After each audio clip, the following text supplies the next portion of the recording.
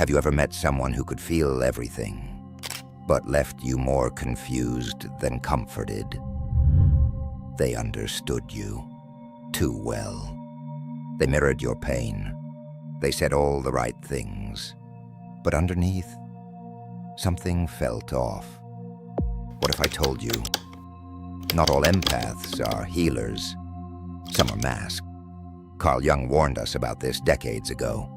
The unintegrated empath, the one who hasn't faced their own darkness, and unconsciously turns their gift into manipulation, not through malice, but through the shadow they refuse to see.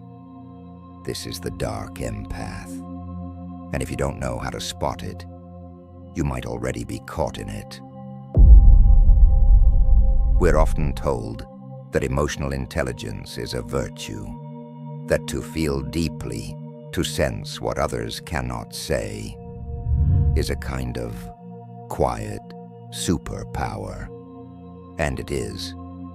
But what no one tells you is this: not everyone who feels deeply uses that gift wisely.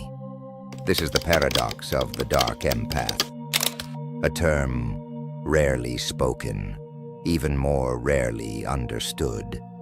It describes a person with high emotional intelligence, but low emotional responsibility. They don't ignore your pain. They study it. They don't silence your wounds. They mirror them with unnerving precision. At first, it feels like intimacy. You think, finally someone sees me. But slowly, without knowing how, you find yourself unraveling in their presence. Why? Because they aren't listening to understand. They're listening to gain power, to position themselves as savior, mirror, confessor. Anything but vulnerable. This isn't always conscious. Most dark empaths don't wake up and say, "I'll manipulate someone today." No. They were trained for this, often in childhood. They learned that reading a room quickly could protect them, that anticipating emotion could prevent harm. And so their empathy evolved, not into compassion, but into control. They became masters of psychological camouflage. They know when to lean in, when to validate, when to withdraw, when to show just enough of their own story to earn your trust. This is the power of the emotional chameleon. They adapt to your frequency, match your rhythm, and reflect back a version of connection that makes you let your guard down. But pay attention, because over time, what once felt like depth begins to feel like confusion. You'll catch yourself doubting your reactions, feeling off balance, blaming yourself for tension you can't explain. Why? Because the dark empath doesn't attack. They distort. They manipulate through alignment. And that's what makes them so dangerous. Not because they don't feel, but because they feel too much, and then use it without restraint. This is why Jung warned us. The most dangerous people are not those who lack feeling, but those who feel deeply and remain unaware of their shadow. The dark empath lives in that gap between sensitivity and self-awareness. They can walk into a room and instantly spot the insecurity, the loneliness, the need in others. But instead of helping to heal it, they exploit it to create dependence. It's a soft form of control, not overt, not violent, but powerful enough to entangle your sense of self. Because the dark empath doesn't dominate you. They become you, or at least the version of you you wish someone would finally understand. This is not empathy. This is seduction through resonance. It feels spiritual. It feels karmic. It feels like home. But it's not. It's a dynamic built on mirroring, without boundaries, on emotion without integrity, on connection without consciousness. And if you've ever been caught in that kind of bond, you know it leaves a mark. You walk away doubting your instincts. You question your emotional clarity, because being mirrored so perfectly by someone who never truly revealed themselves feels like betrayal by reflection. And here's the part no one wants to admit. Sometimes you're the dark empath, not because you meant to be, but because your own pain became armor, because your sensitivity became strategy. But here's the difference between the manipulator and the healer. One uses empathy to avoid their pain. The other uses it to face it. And that's what Jung was pointing to. Not a villain to punish, but a shadow to integrate. Jung's warning was clear. Everyone carries a shadow, and the less it is embodied in the individual's conscious life, the blacker and denser it is. When empathy is used to manage others' perceptions, to gain closeness, to maintain control, to avoid one's own wounds, it becomes a form of psychological possession. The person believes they're a source of healing, but they've never dared to turn that sensitivity inward. They can read your pain, but they cannot sit with their own. This is the dark empath's blind spot. And Jung knew that if you do not bring the shadow into the light, it will act in your name, and you will call it fate. But Jung wasn't the only one who saw it coming. Friedrich Nietzsche, philosopher of power, clarity, and inner revolution, identified this pattern under another name: resentment. Resentment isn't just resentment. It's moral inversion. It's the moment when the person who feels powerless turns their pain into righteousness and uses it as a tool to control others. Sound familiar? This is the dark empath's evolutionary cousin, the one who learned to disguise emotional manipulation as compassion, who uses their past to hurt as leverage, who cloaks insecurity in virtue. Nietzsche called this the origin of slave morality, the morality of the one who cannot overcome their suffering. So they make strength a sin. They twist empathy into obligation. They turn their pain into a crown, then demand that others bow before it. It's subtle. It doesn't shout. It whispers, "You owe me your loyalty because I've suffered more. You can't criticize me because I'm the wounded one. If you disagree with me, you're being cruel." And in this inversion, the victim becomes the tyrant in disguise. This is what happens when emotional sensitivity is never transmuted.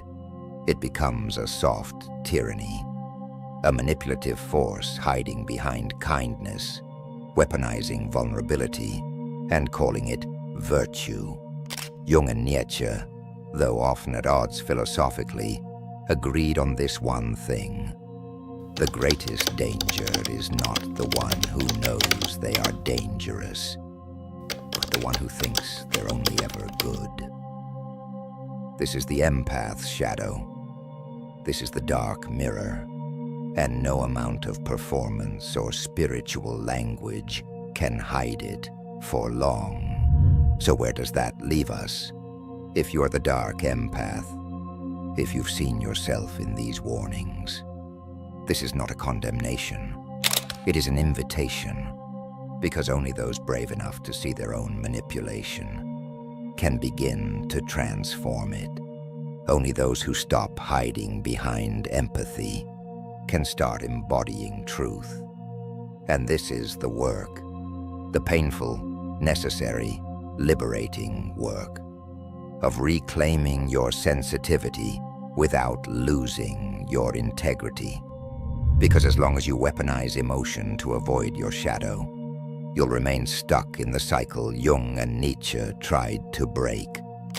But if you're willing to go deeper, to look at the pain, the ego, the patterns, you can reclaim what empathy was always meant to be.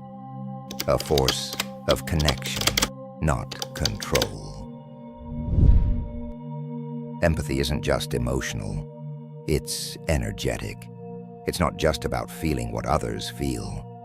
It's about entering their field, absorbing frequencies, merging with unspoken truths that haven't yet made it to words. And that's what makes the dark empath so spiritually dangerous. Because they don't just manipulate your feelings, they manipulate your energy.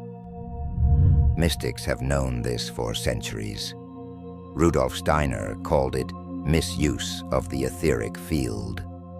When someone draws power, not through integrity, but through emotional entanglement.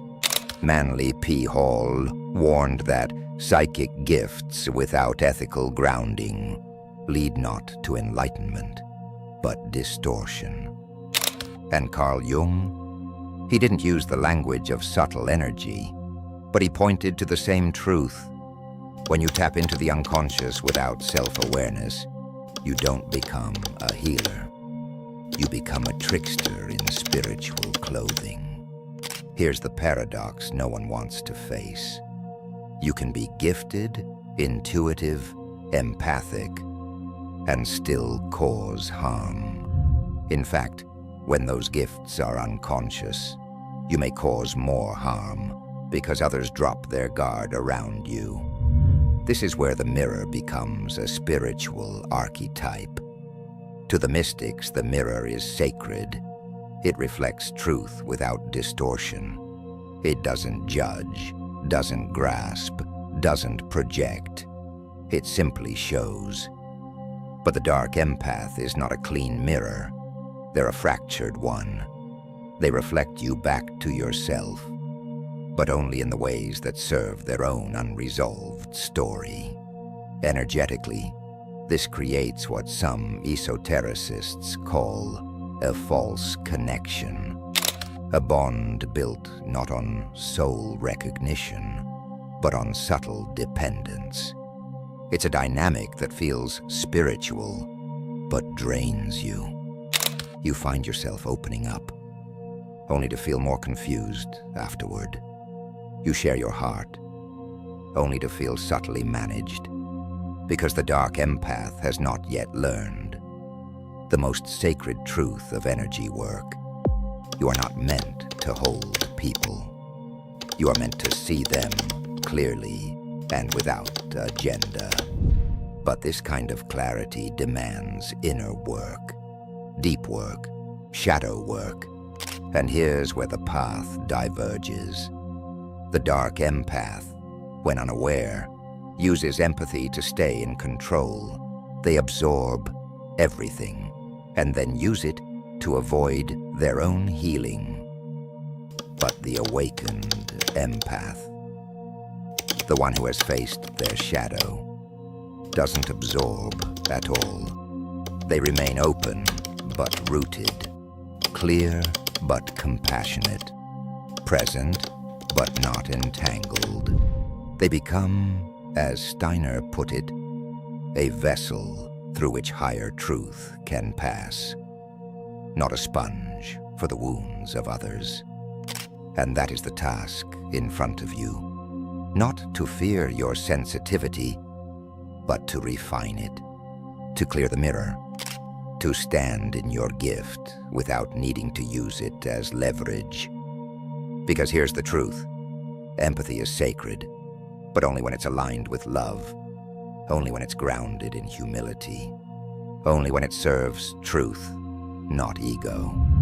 If you've ever found yourself manipulating through care, if you've confused control with connection, if you've used your insight to stay safe instead of grow. This is your invitation, not to reject your power, but to sanctify it. Because the real danger isn't in feeling too much. The real danger is in feeling without facing, in sensing without surrender, in absorbing without awareness. But if you're willing to step into the mirror, to clean it with truth, to reflect without distortion, then you no longer become the dark empath. You become the clear witness, a soul aligned with truth, a presence that heals not by holding, but by simply being. So where does all of this lead? We've seen the emotional architecture of the dark empath, the sensitivity sharpened into strategy, the empathy twisted into control. But the question still remains, what is the hidden power of the dark empath? Because there is power here, and it's not manipulation, it's not seduction, it's not control, it's this. The dark empath holds the map to transformation, not just for themselves, but for others. Why? Because they have walked the territory of emotion more deeply than most. They have felt the darkest corners of human experience. Shame, abandonment, betrayal, guilt. Not from the outside, but from within. They've used empathy as a shield. They've used it as a weapon. They've tasted the complexity of wielding sensitivity without clarity. And because of that, they understand one truth most people never reach.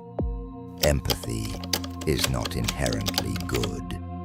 It is neutral. It becomes divine or destructive depending on the self that carries it.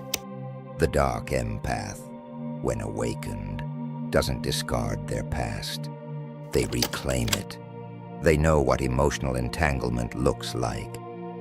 They've seen themselves act from their shadow, and if they choose the path of truth, they don't just become better people. They become initiated. They now hold a kind of power that few can match. The ability to walk between worlds, to hold pain without absorbing it, to read emotion without needing to control it, to mirror others, not to manipulate, but to awaken. Because they've seen the worst in themselves, they no longer flinch at the darkness in others. And this is the true hidden power of the dark empath. They can hold the mirror of transformation, not the flattering mirror, not the distorted one, but the mirror that shows you who you really are, with both the shadow and the soul intact. This is the kind of empath the world needs. Not the ones who feel everything and collapse, not the ones who manipulate through emotional fluency, but the ones who have walked through distortion and come out clear. Jung would call them integrated. Nietzsche would call them sovereign. The mystics would call them initiates of the heart. Souls who do not fear chaos because they've learned to see in the dark. And so, if you've recognized yourself in this journey, in the warning, the discomfort, the mirror, then here is the final truth. You are not broken. You are not manipulative by nature. You are not destined to hurt others with your sensitivity. But you are powerful, and that power must be honored. Because when empathy is carried by an unconscious ego, it becomes a mask. But when it's carried by an awakened soul, it becomes medicine. The dark empath isn't your enemy. It's your reflection, a reminder that power without self-awareness becomes distortion. But when you choose to see clearly, to feel truthfully, to stop hiding behind empathy and start embodying presence. You become more than sensitive. You become dangerous in the right way, a force of clarity in a world addicted to mask. And that is the real power.